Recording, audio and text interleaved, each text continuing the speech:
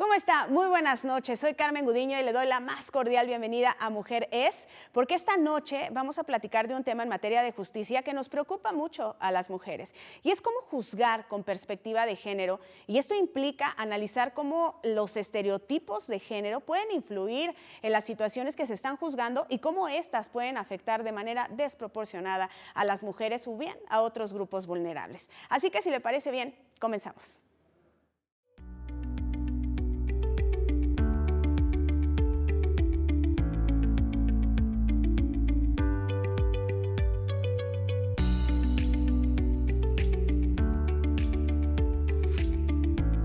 Bueno, pues de nueva cuenta, bienvenida a este espacio de Mujer Es. Vamos a comenzar con nuestro tema, que como ya se lo adelantaba, es juzgar con perspectiva de género. Y para ello tengo el gusto de presentarles a la doctora Luisa Gabriela Morales Vega. Ella es profesora e investigadora de la Universidad Autónoma del Estado de México. Doctora, bienvenida. Muchas gracias, Carmen. Buenas noches. Muy buenas noches. Pues vamos a comenzar porque es un tema sin duda amplio, que tenemos enfrente ya la elección judicial, con toda esta serie de reformas que vinieron con ello, de cambios a nuestro sistema de justicia, y tenemos que hablar de un tema que nos preocupa mucho a las mujeres, porque es cómo hacer para que nuestro país se juzgue con perspectiva de género, qué beneficios trae, las consecuencias de no hacerlo. Pero para entrar en la materia quisiera que nos explicara, pues desde el principio, ¿qué es juzgar con perspectiva de género? Muchas gracias, Carmen. Fíjate que es muy pertinente la pregunta así tan concreta, ¿no? Porque de pronto encontramos como mucha narrativa, mucho dicho, lo escuchamos por todos lados, pero quizá de manera concreta nos falta un poquito acercarnos a él.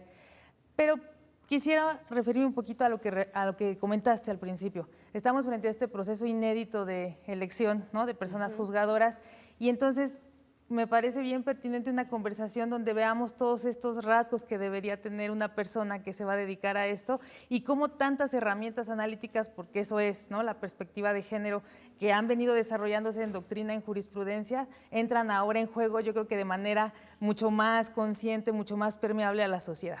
Y también quiero decir que es un tema que no nos preocupa mucho a las mujeres, claro, a mí en lo personal, estoy segura que a ti y a la audiencia también, pero es un tema que nos debe preocupar a toda la sociedad, porque juzgar con perspectiva de género es una forma de desarrollar esta actividad juzgadora, esta actividad que llevan a cabo jueces y juezas de discernir sobre los derechos de las personas, pero valiéndose de esta herramienta que les va a permitir o les debiera permitir reconocer cuando están frente a situaciones que por razones históricas, sociológicas, culturales, económicas, y de todo tipo de naturaleza, me atrevería a decir, como está conformada la sociedad, han generado una asimetría en el ejercicio del poder entre hombres y mujeres.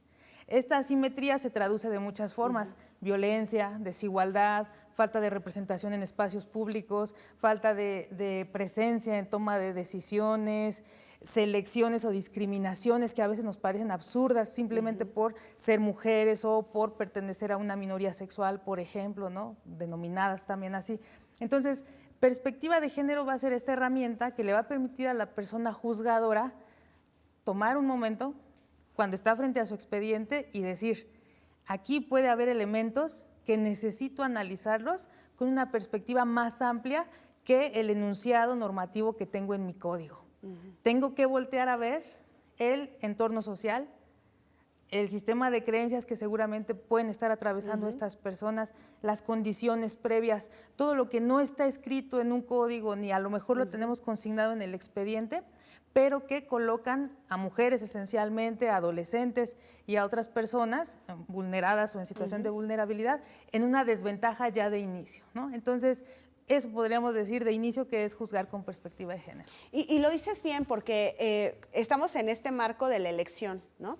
Y nuestra responsabilidad debe ser elegir a esos jueces y juezas. Entonces tenemos que primero tener claro qué es juzgar con perspectiva de género para después poderles exigir a nuestros candidatos y candidatas que apliquen en su forma de juzgar la perspectiva de género, porque hemos visto muchas injusticias a lo largo, pues, de los años, de mujeres que están encarceladas o mujeres en situaciones de vulnerabilidad, en donde por sus condiciones o el juez fue más severo o les dictó la pena máxima sin tomar en cuenta estos elementos que podían haber hecho diferentes si se hubiera juzgado con perspectiva de género.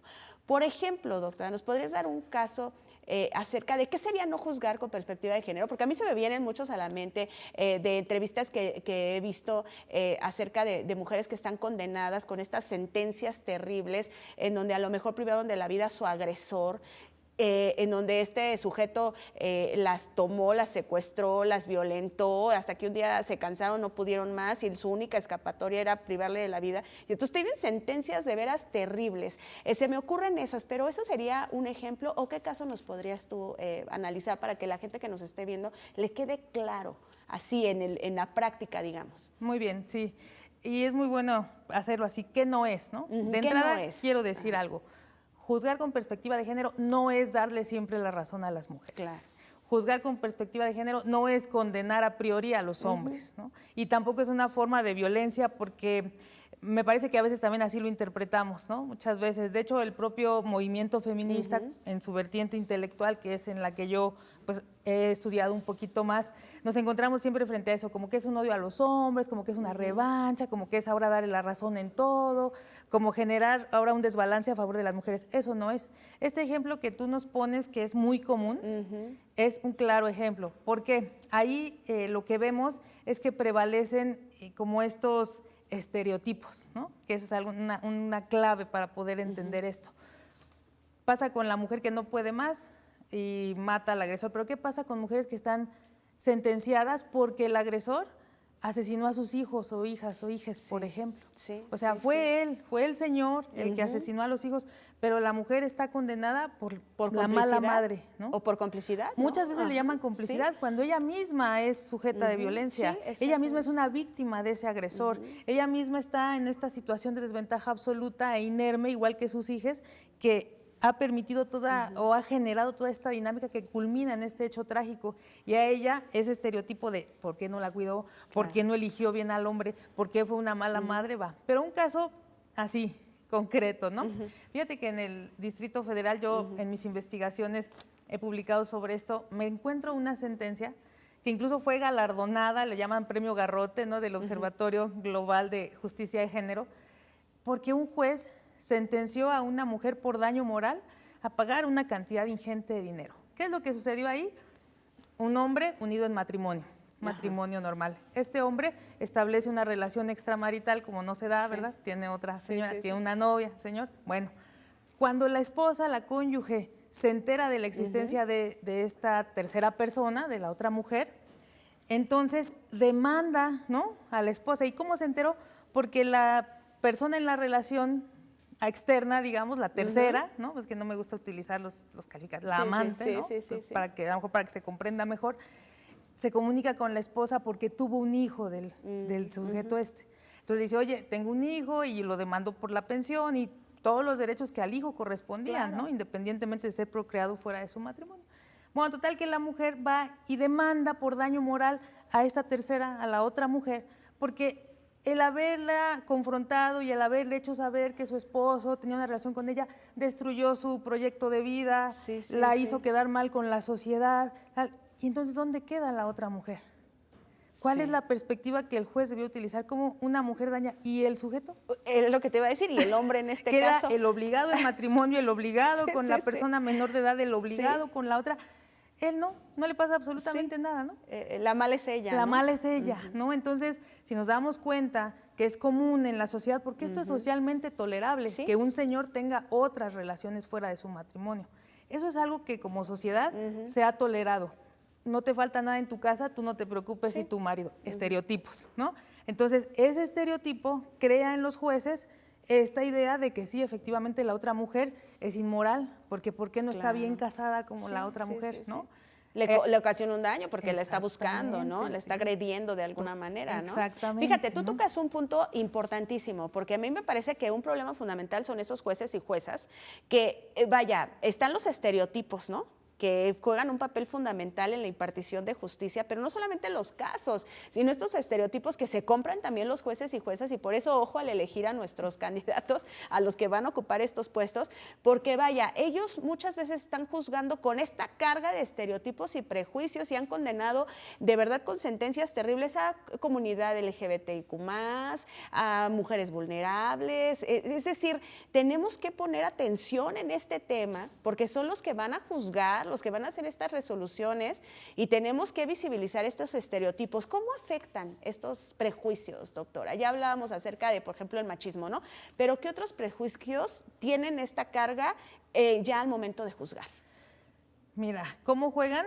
De manera determinante, ¿no? Eso es importantísimo tenerlo siempre presente. Hay que cobrar conciencia sobre esto.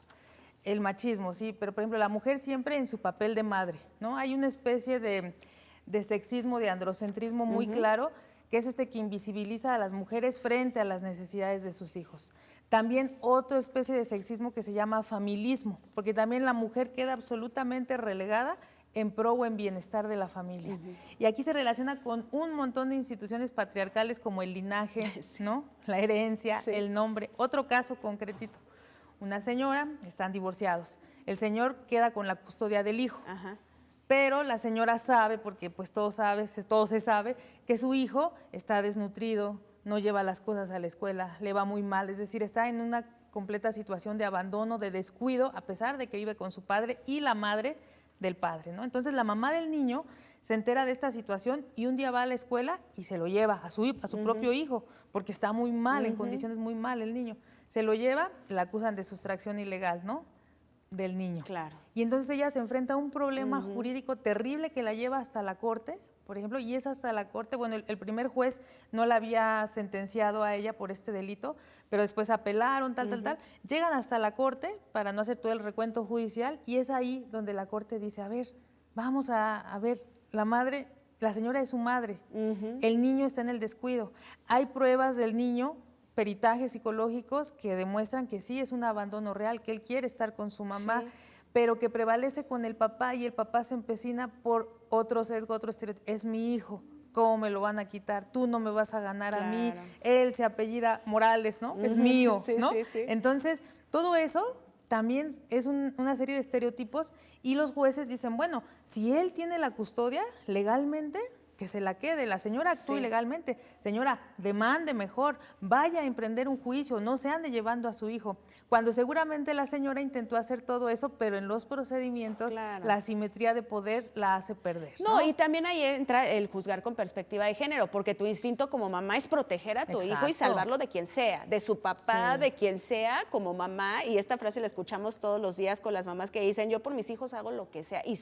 entonces eso lo tiene que evaluar precisamente el juez, la jueza al momento de determinar un caso y no solamente en lo que tú dices. Aquí está el marco legal, pero hay otras condiciones que me están hablando de por qué tengo que hacer una pausa, de tomarme el tiempo como juez o jueza de pensar en este caso y dar una resolución que quizá no se va a marcar a esto que me dice la ley, ¿no? Pero que voy a considerar. Vamos a seguir platicando, Gaby, si te parece, pero déjame hacer una pausa. Es muy breve, estamos hablando de la importancia de juzgar con perspectiva de género en el marco de toda esta elección judicial. Así que no se vaya, ya regresamos.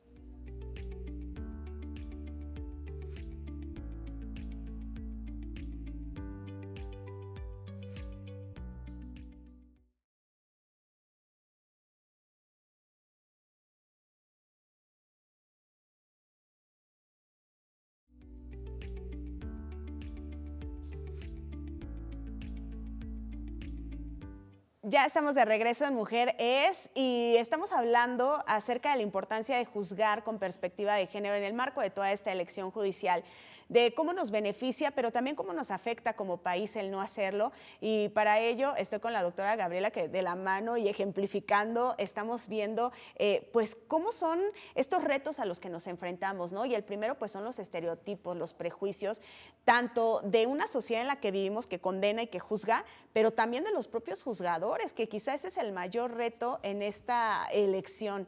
A la audiencia, ¿cómo le podemos decir que cuando lleguen los candidatos y candidatas les cuestionen, les pregunten, oiga, usted es un juez, ¿qué opina de la perspectiva de género? ¿O qué podemos hacer para en el momento en el que nosotros tengamos que tomar nuestra decisión, lo hagamos sopesando la importancia de este tema? Qué buena pregunta. Mira, primero quisiera yo decir que así como yo observo la arquitectura constitucional a partir de la cual se va a llevar a cabo esta elección, creo que tenemos poco margen, ¿no? Para acercarnos de manera tan directa a las personas candidatas. Más bien me parece que por las mismas condiciones que ellos de su peculio están pagando sus actividades de campaña, que tienen un límite también, ¿no? Sí. Muy corto en el ejercicio de recursos para esto, pues más bien los vemos en TikToks, en redes, ¿no? En videos y a lo mejor hay una interacción en el chat. Pero yo ampliaría esa pregunta, Carmen, porque es lo más pertinente. No solo los jueces, todos. O sea, los jueces, las juezas, pues no nos los van a traer de Marte, ¿no? Ni de otro lugar. Claro. Es decir, son integrantes de nuestra sociedad. Yo creo que la pregunta sería cómo toda la sociedad, ¿no? Y sobre todo operadores jurídicos, porque al final son quienes tienen la oportunidad de convertirse en jueces o juezas, podemos darnos cuenta de esto. Yo empezaría difundiendo este tipo de programas, me parecen maravillosos porque podemos acercar estos temas más allá. En las facultades de Derecho hay mucho trabajo que hacer también, ¿no? Por ejemplo, creo que las universidades, y sí están haciendo algún esfuerzo, pero me parece insuficiente, tienen un par de asignaturas en las que a lo mejor se habla de esto al final. Cuando también quiero decir algo que me parece fundamental, es constitucionalmente obligatorio juzgar con perspectiva de género. Y me he encontrado colegas, ¿no? Personas, amigas, personas en el gremio, escucho en entrevistas que, como, ¿dónde dice en la Constitución, doctora? A ver, dime, Gaby, aquí señálame la disposición que diga todo juez y jueza debe. No existe como tal, pero tenemos nuestro artículo 4 constitucional que establece claramente la igualdad entre hombres y mujeres. Tenemos nuestro quinto párrafo del artículo 1, prohibida la discriminación por tales motivos, en específico estos de género. Y haciendo toda la armonización de lo que nos dice nuestro marco constitucional, México, al ser parte de tratados fundamentales como la Convención para eliminar toda forma de discriminación contra la mujer, como la Convención Belém do Pará para erradicar la violencia, y todas las observaciones que han derivado y que son aplicables a México, la jurisprudencia internacional, todo eso integrado a nuestro parámetro constitucional, claro que obliga a las personas, obliga a personas juzgadoras a ejercer esta metodología, pero algo muy importante, obliga a las personas que litigan también a promover con esta perspectiva.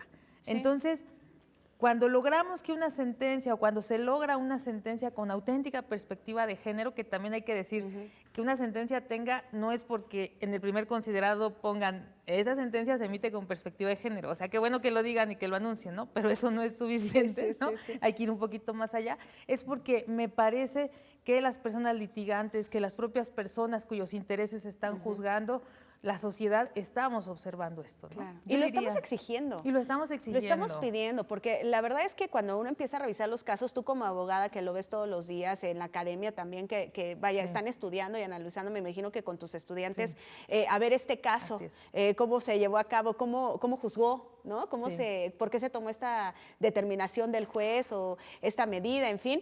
Pues lo ven todos los días y es una impotencia como sociedad el que veamos a estas mujeres encarceladas por estos delitos de que su única escapatoria era terminar con la vida del agresor, llevaba 20 años e incluso ellas los dicen, yo volví a vivir en el momento en que él murió y estoy feliz aquí en la cárcel. Porque mi infierno era ahí con él, ¿no? Entonces, que los jueces no estén escuchando eso, que únicamente se basen en la ley y que no solamente se basen en la ley, sino que además ponen esta carga de estereotipos y de prejuicios para decir, mala madre, entonces ahí te van 40 años. Y tú seguramente tendrás más el dato en donde incluso en la sentencia se le carga más a la mujer que al hombre, o que a veces ella no tuvo nada que ver, pero como era la pareja sentimental, es cómplice. O el hombre se salva y le echa la culpa a la mujer y ellos tienen sentencias menores en comparación con las de mayor.